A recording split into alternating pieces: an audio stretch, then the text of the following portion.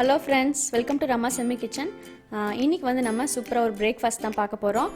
இது வந்து முழு பாசி பருப்புல பண்ண தோசை தான் இது. பெசரட்டு தோசைன்னு சொல்வாங்க. ரொம்ப ஹெல்த்தியும் கூட. இதுக்கு வந்து இன்னைக்கு நான் சாம்பார் வந்து சைடு டிஷ்ஷா வச்சிருக்கேன். இப்போ இது எப்படி பண்றதுன்னு பார்க்கலாம்.